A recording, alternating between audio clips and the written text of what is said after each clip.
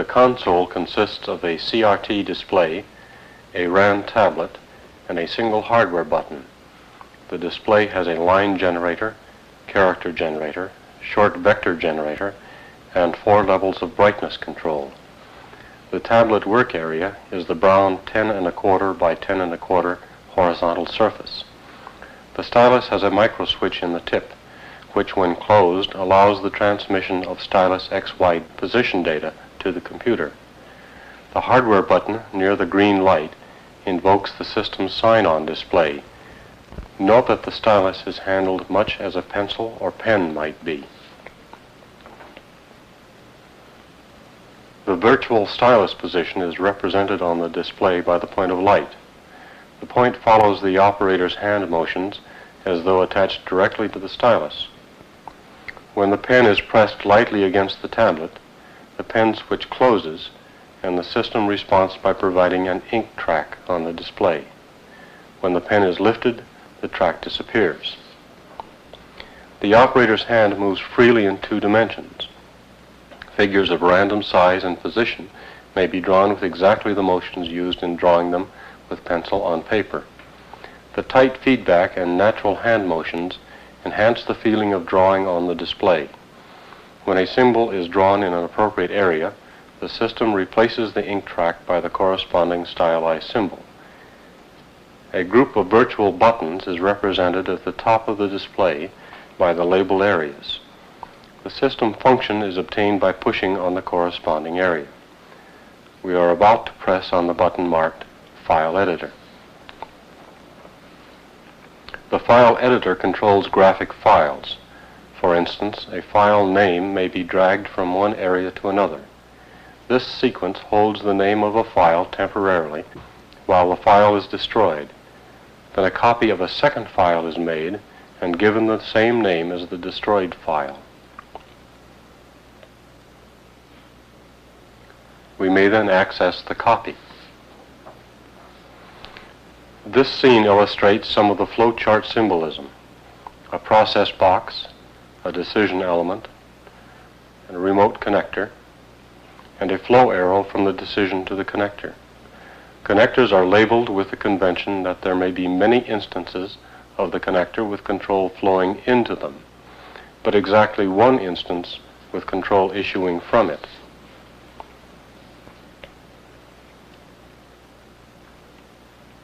There are several kinds of process boxes, for instance one with its corner cut off. This is a labeled box indicating that it represents one instance of the named subroutine. This is also an instance of a labeled subroutine, but of a restricted type. The unlabeled box indicates that it represents an inline function.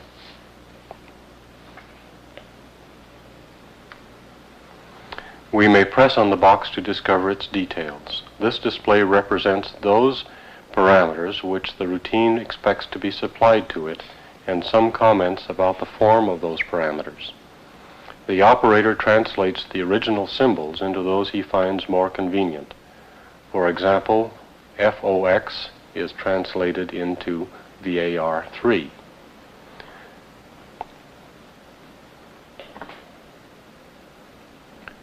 The checks to the left define the data type. To pass through the interface display to the details of the process, we press another button. The details are in the form of an IBM assembler language text. We may scroll the text past the viewing area to position it at some interesting point. These 3 lines are apparently misplaced, so we may remove them and reinsert them correctly.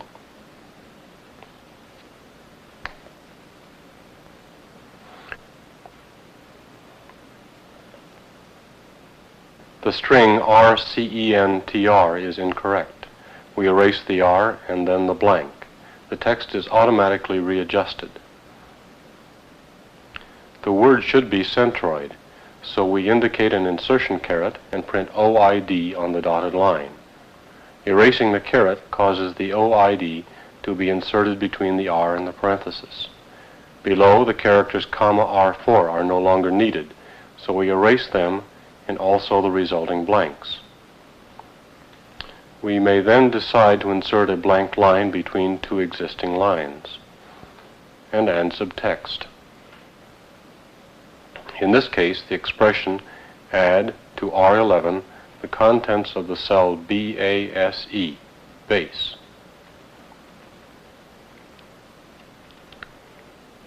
We also decide that the string RCENTR should be FORMAT. There is no need to erase the incorrect characters. We simply print over them and erase the remainder. The last editing task is to erase the line SR R12 R12. Then by erasing the blank line, we cause the text to close up. The scroll may be returned to its original position, and we may ask for a data abstract. The data display may also be scrolled for positioning. The vertical lines of checks on the left denote various data types, while the area to the right is used for data definition. To return to the coding scroll, we press the Return button. To move back to the diagram, we press Return again, which takes us to a list of uses of this routine. Pressing the check causes the correct display to appear. By pressing on another box, we find its interface display.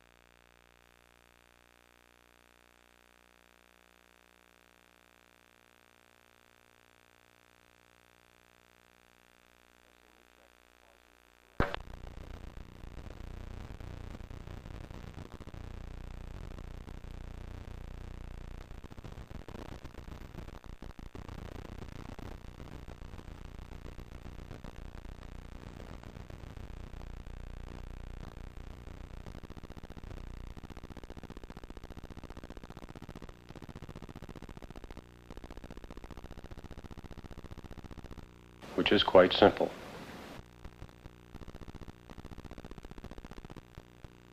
We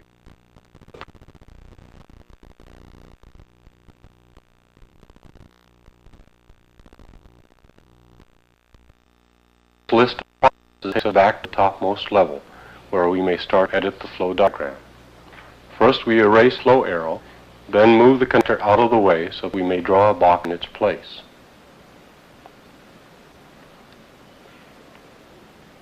The printing in the box is being used as commentary only in this case.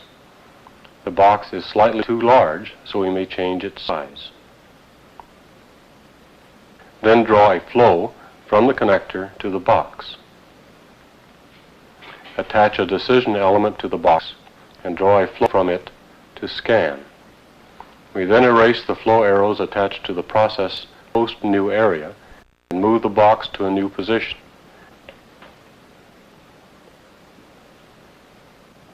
This allows us to draw a new box. Then chop off the corner and label it subscan with a residual error. Draw a flow from post to subscan, correct the label, add a decision on subscan so that controlled flow to the connector A0, then complete the diagram from scan to post. We then leave this graph file and return to the graph file control page. The next sequence illustrates the construction and simulation of a flow diagram. The problem is simply to generate random integers between 0 and 7 and watch their effect on the flow of control. First, we draw a box. Connect it to the control source and then press on it. This process was not predefined, and we have the option of choosing more flowcharts or coding forms or a library search. We will choose the coding form. The purpose of this process is to pre-assign some values for the random integer generator. The instructions are printed in place much as one would on a standard form. As we proceed from line to line, each line is checked for possible error, and any data references are extracted for future use.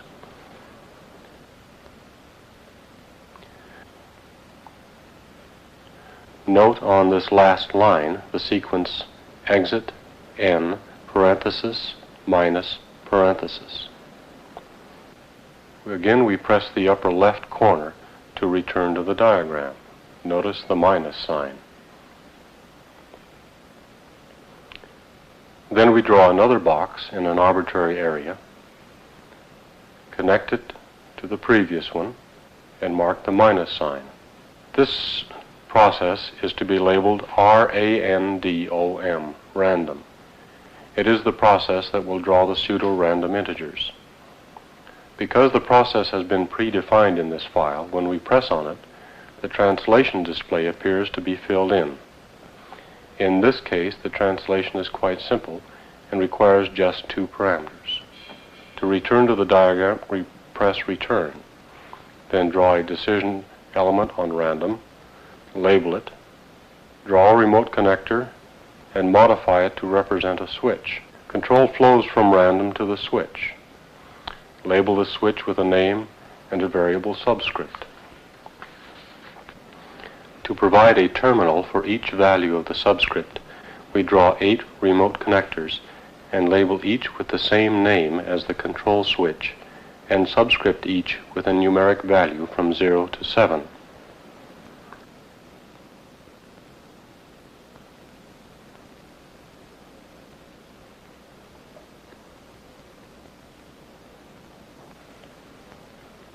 To simplify the problem, we draw another remote connector and label it, then gather all of the control paths into it.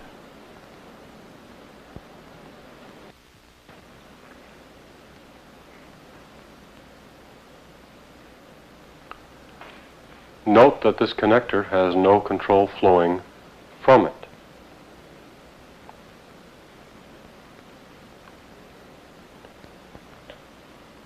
To close the loop, we draw another remote connector, give it the same label as the collection point, and draw an arrow from it to random. Before we can simulate the process, we must assign space and values to data variables. When we printed the switch subscript, or entered a label on the interface display, or used data labels on the coding form, each was stored away to be presented on this display for precise definition.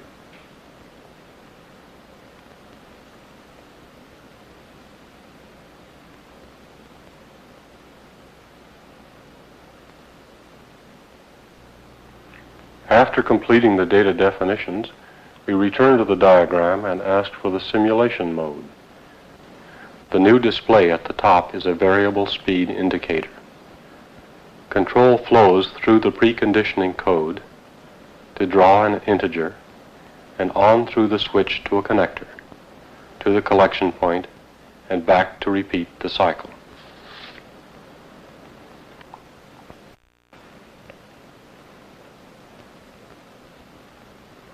We may then stop simulation, ask for a new set of control buttons, return to the construction mode, and finally return to the system file editor. At this point, both of the graphic files we have worked with have been stored on qualification and checking.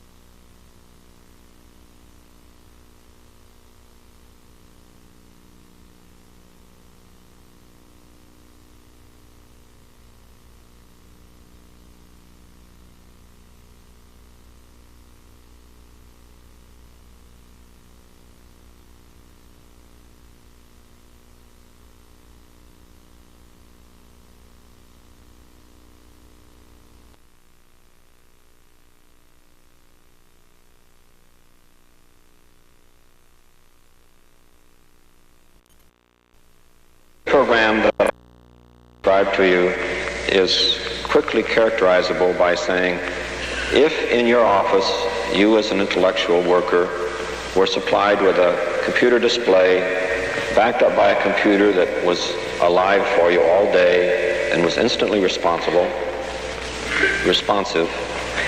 instantly responsive to every action you had, how much value could you derive from that?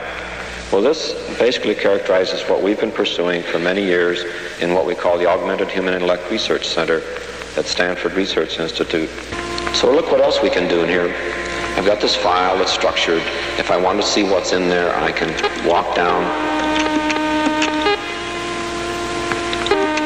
the hierarchy levels and see, or return. But there's another thing I can do. There's a root here. So here, I'm afraid I'll need a different picture. So here's what I drew. Drawing capability here. It's a slight map if I start from work, and here's the route I seem to have to go to pick up all the materials, and that's my plan for getting home tonight. But if I want to, I can say, the library, what am I supposed to pick up there? I can just see overdue books and all. Well, there was a statement there with that name on it. Go back. What am I supposed to pick up at the drugstore? I see, very interesting. All right. Oh, I've already seen that. Why do it smell like that? Anyway, so we have this feature of structuring our material hierarchically, being able to move around it very well. When we get a hierarchy, such as I can show you here now, I can do things if I want to just say, I'd like to interchange produce and canned materials. Bingo. And they're all numbered rightly if I care to look. Interchanging them very quickly. Cans are going to get interchanged with produce. They do it and all gets renumbered. So I have ways of studying over, making different views, moving around, going to specified points, and modifying the structure. At the same time, I've seen that I have a repertoire of different entities, like character, knock off that character, replace a character, make that P. So I have entities of all sorts that I can say I want to do operations on, and this basic structure that I can move over and study and get about very quickly. So that is the essence now. That's the essence of the tool we have. And that's very good feedback. Here are characters that show me the different viewing parameters, view specs, times at which I can hit single.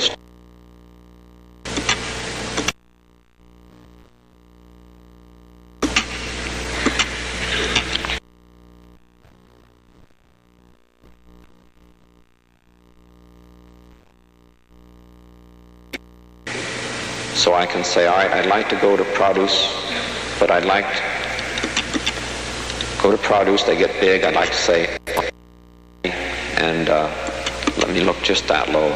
And I say, oh, I can say, I'd like to see one line only. I can, these ways I move around, feedback up, use both hands to coordinate to tell the computer what command and rules I want. All carefully designed to go together to make the repertoire. I'd like to let, and I don't know what he's now, so I have to connect me to him audially. Will you come in through the... Hello, Doug. Hi.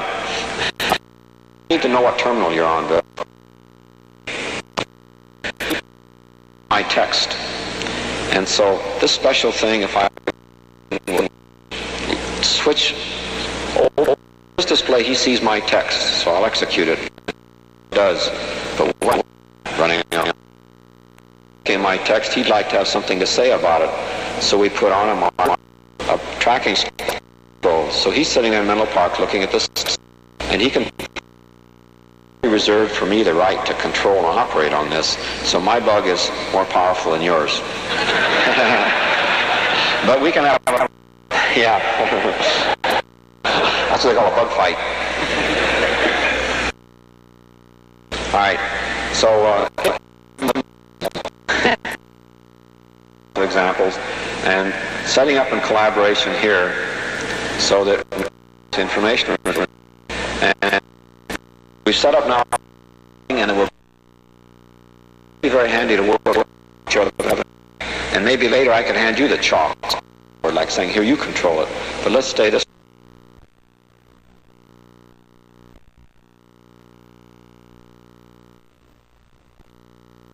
Before I can do that, my display in a certain way. Set it up so I see it over like that. That leaves a corner up there, and I say, now computer, do the automatic switching that'll bring in a camera picture from the camera mounted on his console, such as Hi, Bill. That's great. Now we're connected audio. You can see my work, you can point at it, and I can see your face, and we can talk. So let's do some collaborating.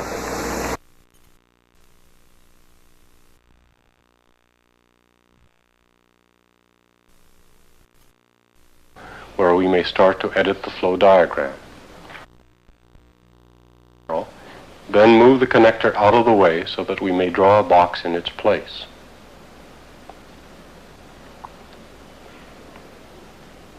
The printing in the box is being used as commentary only in this case. The box is slightly too large, so we may change it flow from the connector to the box. Attach a decision element to the box and draw a flow from it to scan.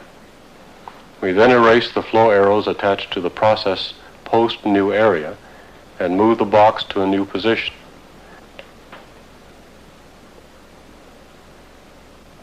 This allows us to draw a new box. Then chop off its corner and label it subscan with a residual error. Draw a flow from post to subscan, correct the label, add a decision on subscan so that control may flow to the connector A0, the diagram to post.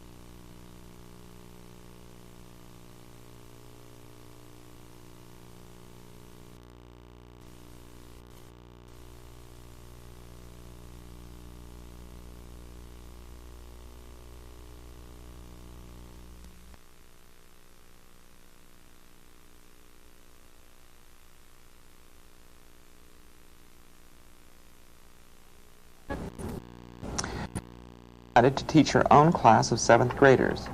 Throughout our work, we have encouraged and emphasized the value of peer teaching in order to give a child experience in describing ideas and problems and in trying to understand the descriptions of other students.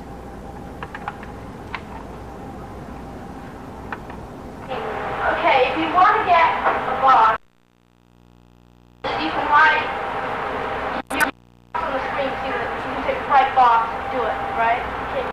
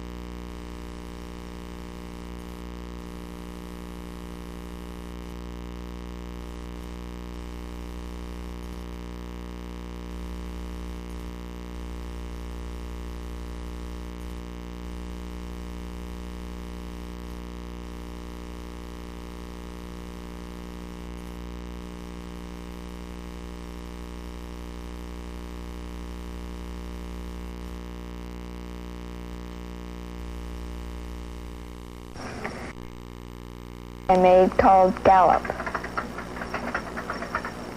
It's a horse galloping. I can write a program that has the horse galloping across the screen.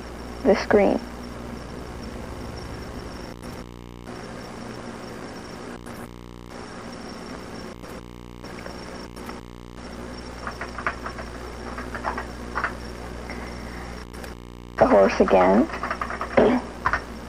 And now I have a jockey.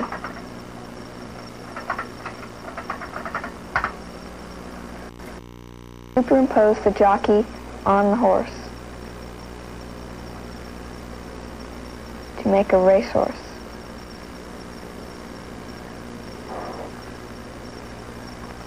Okay.